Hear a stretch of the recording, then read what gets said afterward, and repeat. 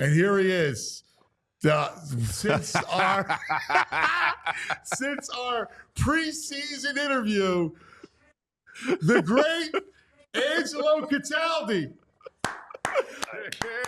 First of all, Ant, I have to question your judgment. In the years that I was on radio, if somebody came on and said the dumb stuff I said before the season, he would be on a ban list. I wouldn't be rebooking the guy. What am I going to say now that will have any credibility? 5 wins. 5 wins. They had that before Halloween. What a shame. Shame. But can I just say, at the time, they're coming off 6 out of 7 losses. They lost Jason Kelce, Hassan Reddick, Fletcher Cox. It makes some sense, right? Plus, I figure Serriani had no answers last year. Little did I know they found a way to keep him completely out of the process and let the coordinators do the job. And here we are with 15 wins and counting. Boy, and the annals are rotten predictions. That's got to be top. Come on, especially if they win a Super Bowl. Well, I mean, it's so much fun, right? And think about, I was thinking of you early on when there was all that turmoil, right? They were 2-2. There was conjecture that maybe Sirianni would be fired at the end of the season. All that talk, the heat was turned up, and all they did was go on that epic kind of win streak. Wow. And you know what, Ant? There's something to be said for the schedule. Those games right after the bye were kind of easy, and they got the ball rolling. They got a snowball effect. And then wow.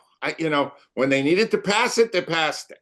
When he needed to run it, they gave it to Barkley and watched him run for a touchdown. It was I've seen a lot of great Eagles. I did radio for 33 years. I've been retired for 2.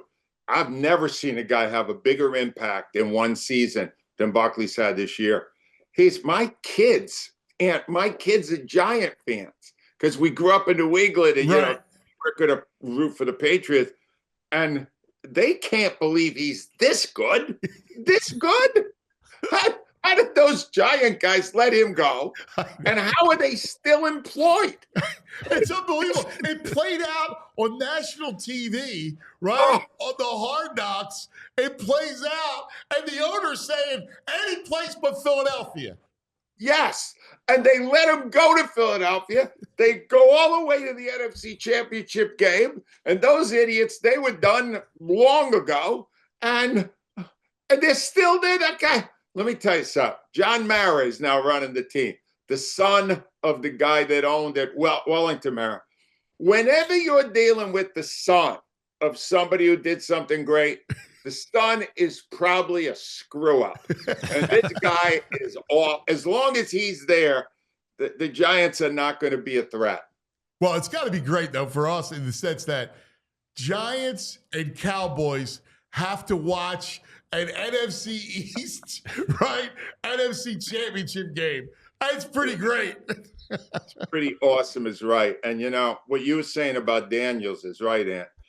He scares you, man. Yeah. He's a rookie. Yeah. He's a rookie. They're going to have to deal with him for a decade or more. And he's just amazing. He does so many things well with composure that it scares you. It really does. Even though you should beat the Commanders, you're home. Most of these guys have never been in a game like this. The Eagles have experience there.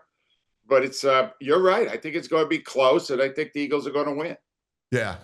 And it's funny. It's like how we're wired. I think going through what we went through, 90s, during the Andy Reid era, where they were so close. And you think about those NFC title games, man, and I still got the haunting, of Tampa and Carolina and even this Super Bowl in Jacksonville kind of in your ear. It's funny. I kind of shoo them away so I can enjoy the moment.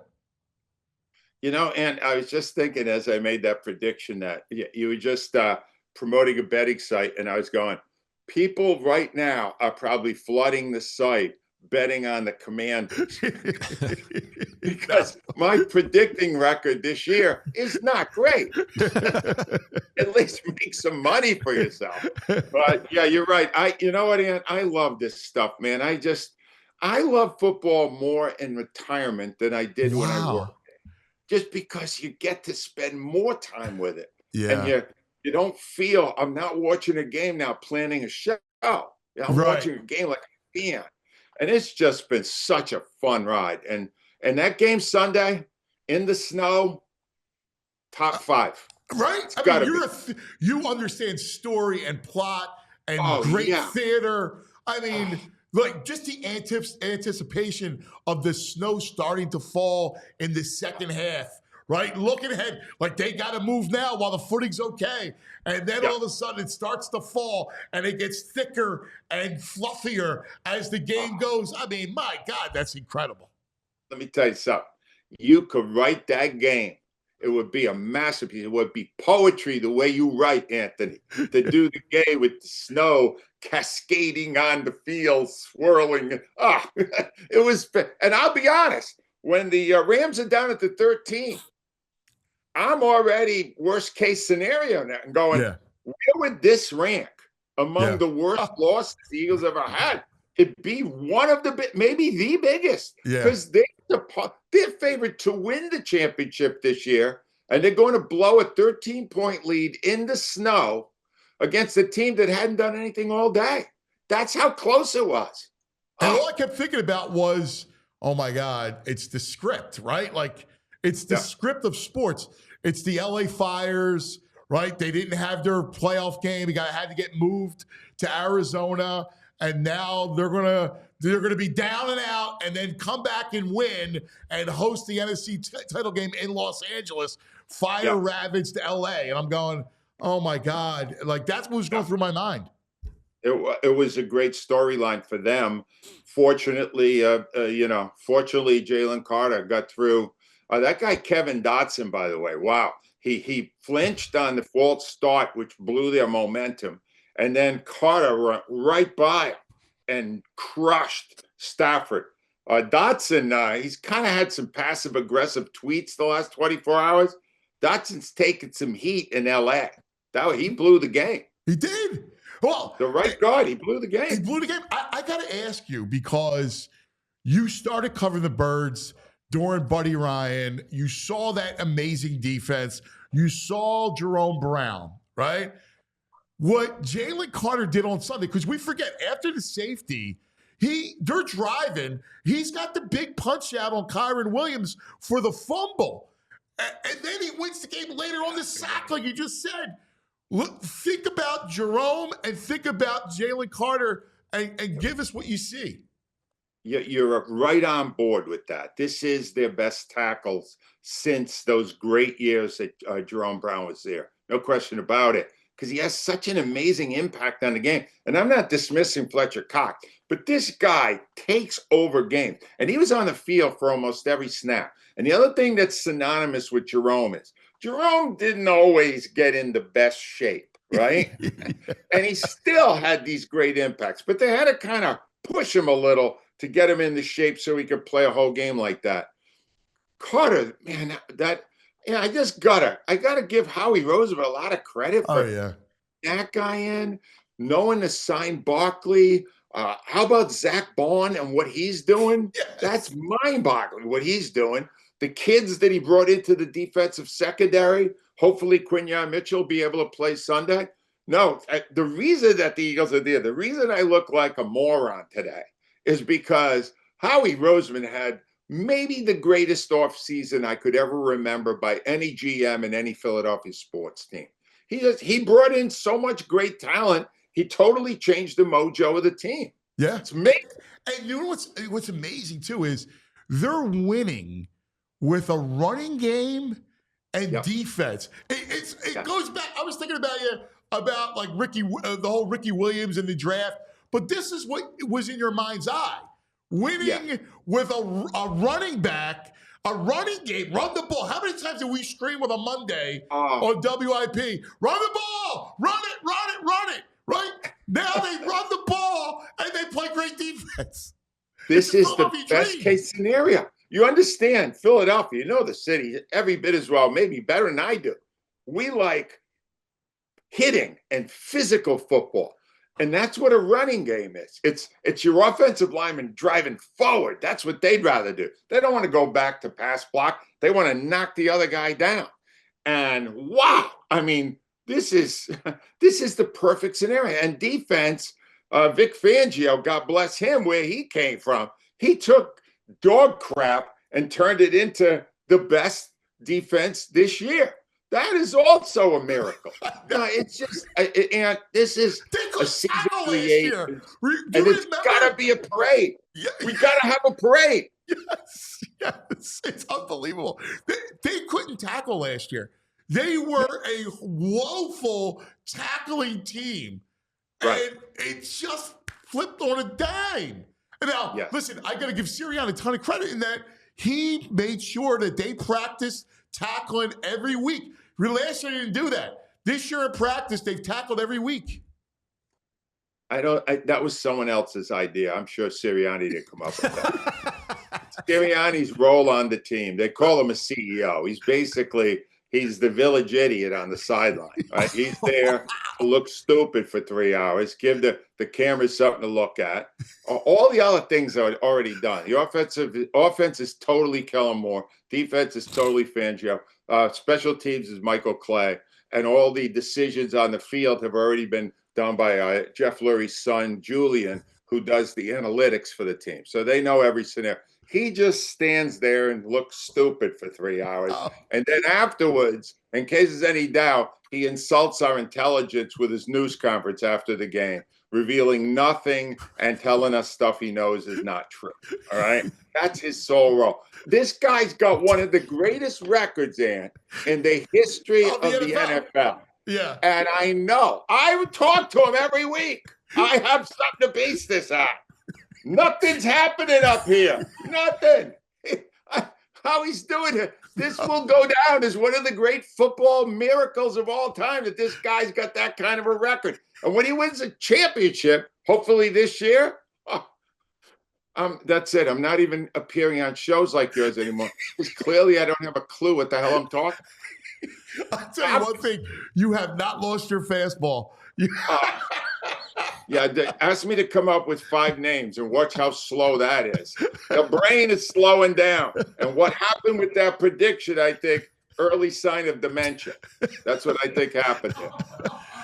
Well, I gotta say, I thought I was Sirianni hater number one. I've come around. I'm appreciating him these days. Wow, you're like really dug in on. What do you appreciate? What's he doing great? He writes handwritten letters to the players. They seem to like it. Handwritten letters. They seem to have an attitude where they like them. Handwritten letters. And tell the guy about email. It saves him some time. Maybe he could text the players. How many of these players are opening up letters? It's a lost art for him, writing letters.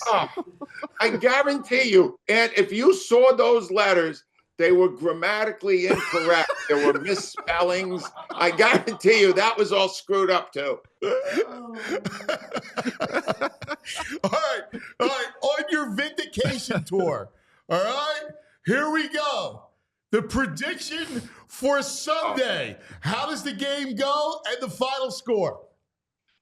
Yes, but I want to break a story on your show too in a minute. All right. Because I have a stat that's so amazing. I pray you will use it over the next couple of weeks. Yeah. My prediction for the game, plan accordingly. Eagles 31, Washington 27. They're going to win. This is probably the worst thing I could be doing to the Eagles. I think the Eagles are going to win, and I think they're going to go to the Super Bowl, where inevitably they will have to face stupid Andy Reid and the Chiefs. And this leads to my breaking, and this will blow you away, all right? Look, we watch all these games. There isn't a playoff game I've missed in decades. And I watched the Chiefs get all the big calls in every game. Well, some stat guy went back through all the playoff games since 2021. The Chiefs have played in 11 of them, all right? How many games do you think the opponent has got the benefit of the penalties over them? How many games do you think the Chiefs have been called for more penalties than their opponents in those playoff games? I can only imagine. I mean, what, 2 or 3? 0. Oh Never. God. Not once. 10 times they got the benefit of more calls, and 1 time, same number of calls. Wow. Not That's one unbelievable. time. You have that picture? Show hands the picture. You saw the picture of Mahomes that we did, the AI one? Oh, the flopper.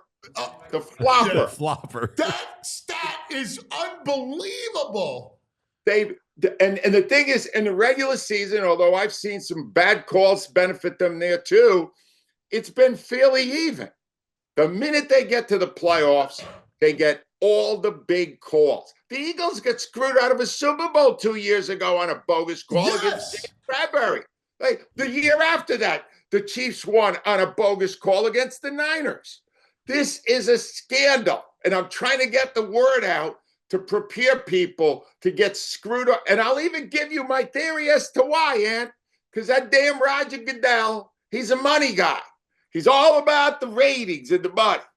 And the reason the Chiefs have been winning the last couple of years, Taylor Swift. Yeah. Taylor Swift. Look at that horse's ass. I can't stand that guy. I can't stand him. The guy who made Andy Reid seem smart. Yeah, isn't it possible that they're just less penalized because Andy Reid's got them well disciplined, well coached? Yeah, that's what it is. Sure, and he suddenly learned that when he got to KC, right? Because that didn't happen here. No, and the thing is that Reid is such a fraud. You watching these stupid commercials he's doing? Brewski, roo. He's making all these stupid noises. That guy wouldn't say nothing if there wasn't a big check attached to it. He'll pluck like a chicken if you give him $1. All right? Screw him. All right? I'll tell you right now, if it comes down to that Super Bowl, Ant, and the Eagles lose on a call, you can visit me in the hospital because I'm going to have a stroke. If it ends up Chiefs and Eagles, who's got the coaching advantage? Oh, God. Who is this guy, Ant? I don't like it. That's Violations Greg, baby. All right. I thought you only employed Italians. When did this? Hey, I'm Italian. You are Italian? I am. All right, good. Then bleach your beard or something. All right. Bottom line. Yeah. All right. You know what? I got to answer that. Reid. That's how much I hate Serriani. You're the greatest, brother. I gotta tell you, I love you, man. It's always great talking to you. You just are a barrel of fun, man. We love you, buddy. Oh, thank you, buddy. And you promoted Primo. Let me just say that is a great hoagie. And I used to go over Walt Whitman Bridge, and there was the cause with a big hoagie in front of me. And you know what I would think if I went over there, Ant? I'd go, I'll bet he got that one for free. It's a great hoagie. You're right, my friend. And anytime, you know me. You're the best, I'm always buddy. available. I got nothing to do. Thanks, brother. You're the best. Angelo Cataldi. We all silly like the mayor.